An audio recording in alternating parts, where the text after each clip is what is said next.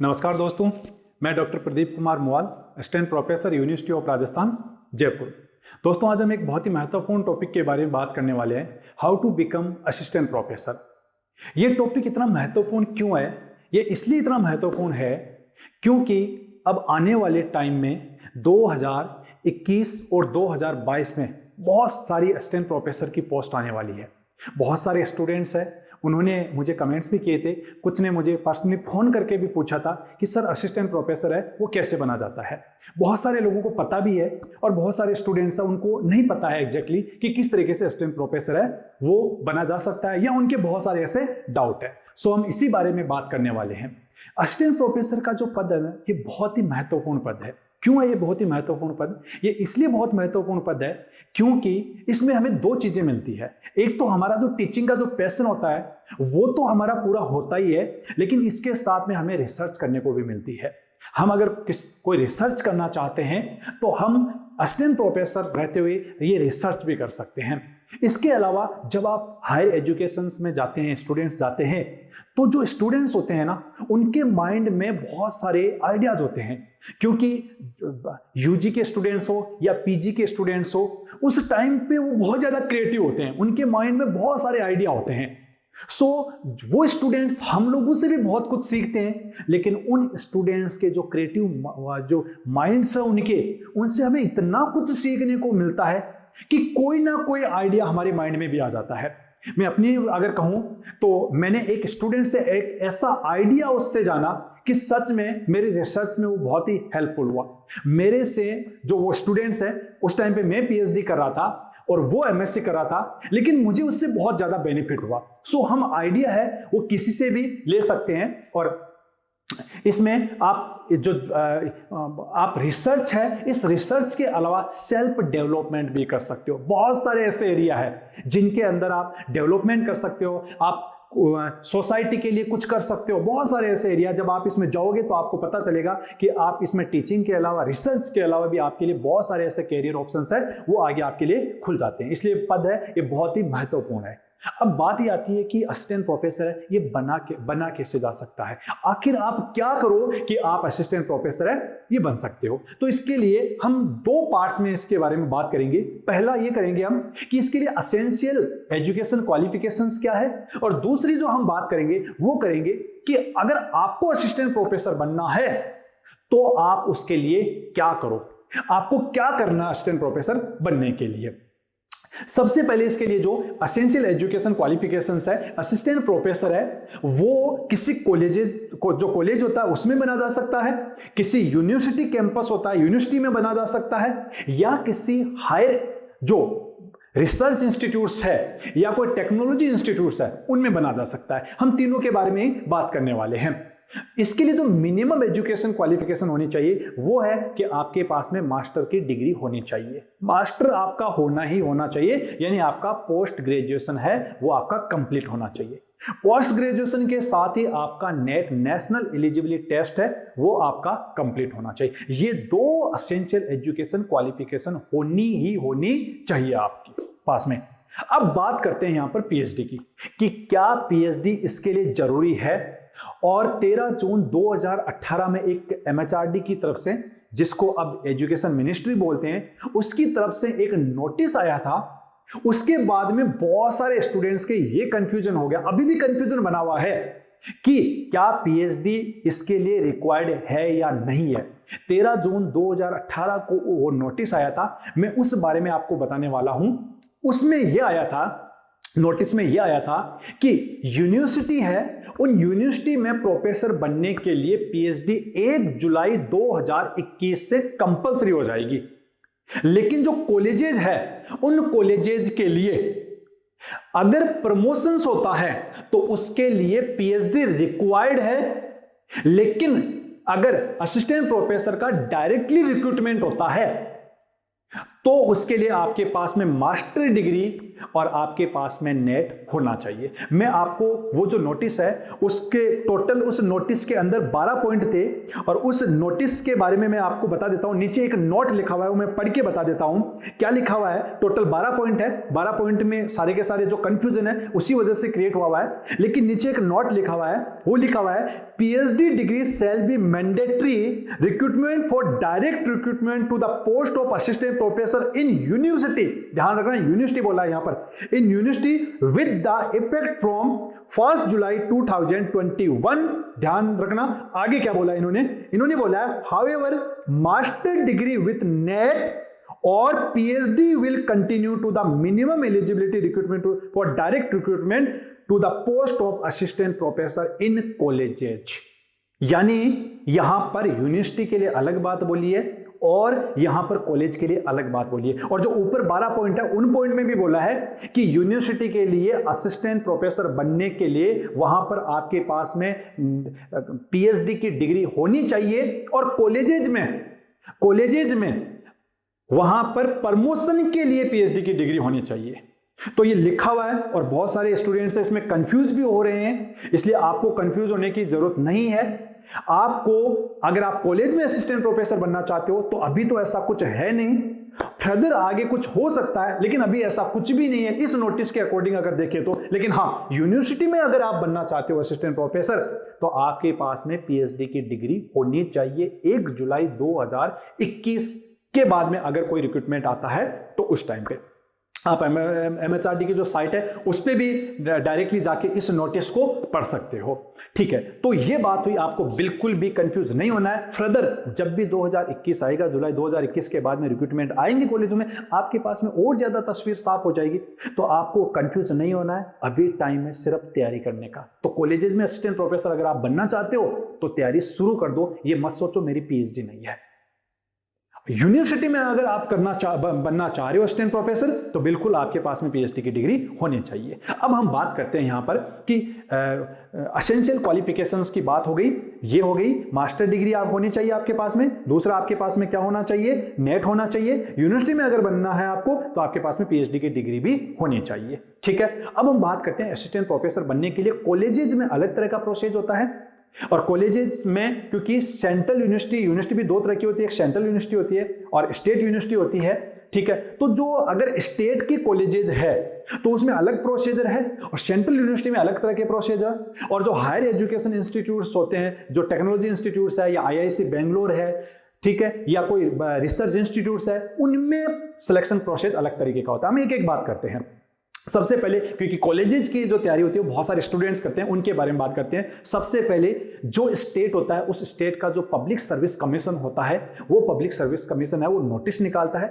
Notice निकालने के बाद में एक टाइम दिया जाता है आपको इस टाइम तक आपको फॉर्म फिल करना है। फॉर्म फिल करने के बाद में वो फॉर्म की चेकिंग करते हैं, कोई गड़बड़ तो नहीं है। उसके बाद में एग्जाम डेट है वो घोषित करते हैं।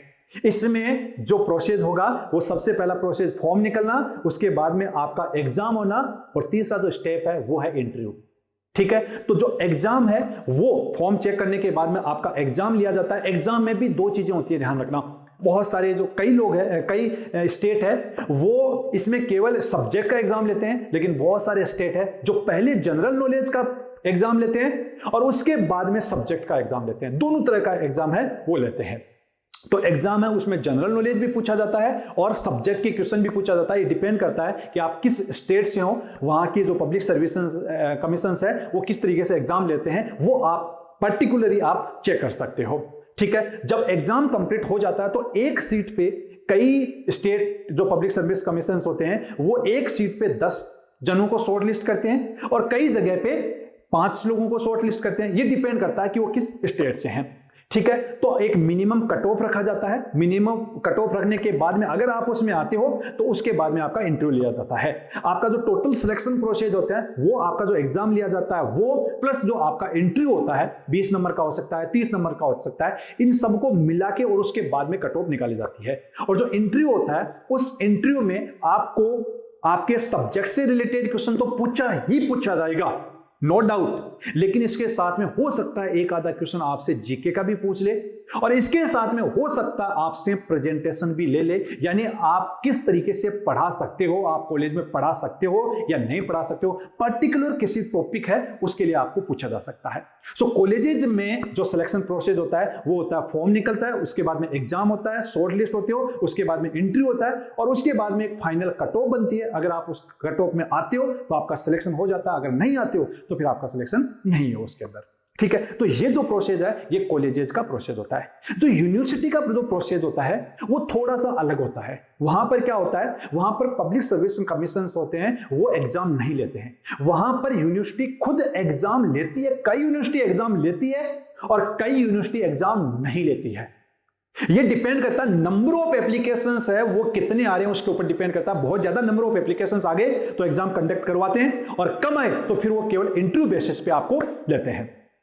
तो जैसे अगर मैं राजस्थान यूनिवर्सिटी की बात करूं या मोहनलाल सुखाड़िया यूनिवर्सिटी की बात करूं, कई अदर स्टेट है उन यूनिवर्सिटी की बात करूं, तो वो पहले एग्जाम कंडक्ट करवाते हैं, लेकिन यूनिवर्सिटी खुद करवाती है। उसके बाद में एक पद पे आप 10 लोगों को शॉर्टलिस्ट किया जाता है, एग्जाम के बाद में शॉर्टलिस्ट किया जाता है, और शॉर्टलिस्ट में जो आए हैं उसके बाद में उनका इंटरव्यू लिया जाता है। और इंटरव्यू में जो पूछा जाता है वो पूछा जाता है आप पीजी स्टूडेंट्स को पढ़ा सकते हो या नहीं। Post graduation level, master level के जो स्टूडेंट्स हैं उनको आप पढ़ा सकते हो कि नहीं है, उस बेसिस पे इंटरव्यू होता है। तो आपके सब्जेक्ट के क्वेश्चन आपको पूछे जाते हैं, इसके साथ में ही आपका प्रेजेंटेशन भी लिया जाता है, और आपका रिसर्च एरिया है उस रिसर्च एरिया में से भी क्वेश्चंस आते हैं। आपका रिसर्च है वो किस तरीके का है उसके लिए बहुत ज्यादा इंपॉर्टेंस दिया जाता है। रिसर्च का इंपॉर्टेंस दिया जाता है यूनिवर्सिटी के अंदर। इसलिए जो एजुकेशन है, इस एजुकेशन की क्वालिटी को बढ़ाने के लिए ही 2021 से पीएचडी डिग्री है वो यूनिवर्सिटीज के लिए मैंडेटरी कर दी है, वहां पर होनी चाहिए, और ये होना भी चाहिए। ठीक है, तो वहां यूनिवर्सिटीज के अंदर जो प्रोसेस है वो कुछ इस तरीके का प्रोसेस होता है। अब हम बात करते हैं जितने भी हायर रिसर्च इंस्टीट्यूट्स है, या मैं बात करूं आईआईटी की बात करूं या आईआईएससी बेंगलोर की बात करूं, तो वहां पर इस तरह का कोई रिटन एग्जाम नहीं होता है। वहां पर ओपन होता है, मतलब आप कभी भी वहां पर अप्लाई कर सकते हो। कुछ जगह पे टाइम बाउंड होता है, वो अपना एडवर्टाइजमेंट निकालते हैं, लेकिन कई जगह पे ओपन होता है, आप कभी भी वहां पर अप्लाई कर सकते हो। तो वहां पर कोई एग्जाम हो इस तरीके का नहीं होता है। वहां पर कंप्लीटली रिसर्च बेसिस पे आपका सिलेक्शन होता है। पहली बात तो आपके पास में पीएचडी डिग्री होनी चाहिए, ये तो जरूरी है ही है, लेकिन इसके साथ में वहां पर प्रायोरिटी दी जाती है आपके पास में रिसर्च के, पीएचडी के बाद का भी आपके पास में रिसर्च एक्सपीरियंस होना चाहिए।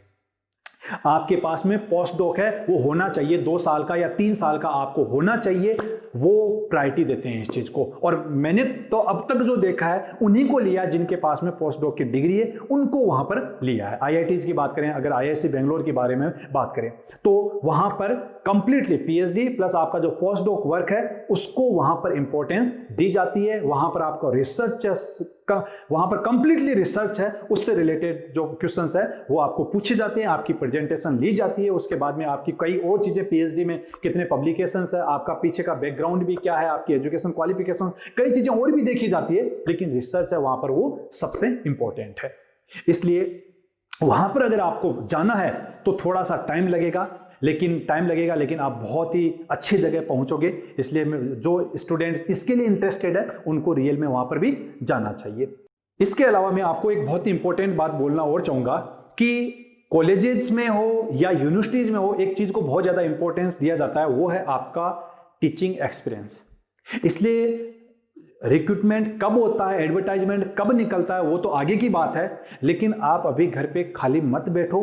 अगर आपका मास्टर कंप्लीट हो गया, आपके पास में नेट की डिग्री है, आपके पास में पीएचडी की भी है, तो आप किसी भी यूनिवर्सिटी है उस यूनिवर्सिटी के लिए आप वहां पर अप्लाई करो, और अगर आप वहां पर सेलेक्ट हो जाते हो तो आप खुद का टीचिंग जो एक्सपीरियंस है वो आपको रियली बढ़ाना चाहिए। ये बहुत इंपॉर्टेंट है, क्योंकि कई यूनिवर्सिटीज में इस टीचिंग एक्सपीरियंस को इंपॉर्टेंस दिया जाता है।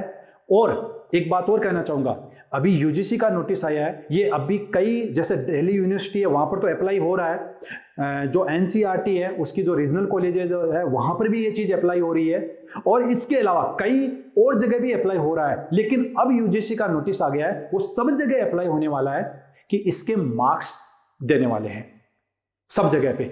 यानी आपकी एजुकेशन क्वालिफिकेशन है उसके अलग मार्क्स है, ठीक है, आपके पास में नेट की डिग्री है, नेट का सर्टिफिकेट है तो उसका अलग मार्क्स है, आपके पास में अगर पीएचडी की डिग्री है तो उसके अलग मार्क्स है, आपके रिसर्च पेपर है तो उसके अलग मार्क्स है, आपका अगर टीचिंग एक्सपीरियंस है तो उसका अलग मार्क्स है। टीचिंग एक्सपीरियंस बहुत इंपॉर्टेंट है। आपकी बुक्स है तो उसके अलग मार्क्स होंगे। ये टोटल 100 मार्क्स का एक परफॉर्मा दिया गया है। आप एनसीईआरटी की साइट पे या आप जो दिल्ली यूनिवर्सिटी है उसकी साइट पे जो अभी कुछ पोस्ट निकल रही है उन पे आप देख सकते हो, इस तरीके पॉइंट्स के बारे में बात की गई है और ये सब जगह पे अप्लाई होने वाला है।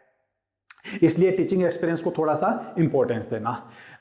ये जो सारी चीजें मैंने बताई है आपको, असिस्टेंट प्रोफेसर कैसे बना जाता है, इसके अलावा भी आपको अब जो इंपॉर्टेंट चीज है वो ये है कि अब आपको एक्शन लेना है। अब ये नहीं सोचना है कि पीएचडी नहीं है, करूं नहीं करूं, नहीं, पीएचडी बाद की बात है। कर लो पीएचडी, अगर आपको असिस्टेंट प्रोफेसर बनना है किसी यूनिवर्सिटी में, करनी ही है, लेकिन तैयारी शुरू कर दो। अपना जो सब्जेक्ट नॉलेज है ये सब्जेक्ट नॉलेज बढ़ाना शुरू कर दो। आप सब लोगों का बहुत बहुत धन्यवाद, आपके उज्जवल भविष्य की कामना करते हुए। Thank you so much.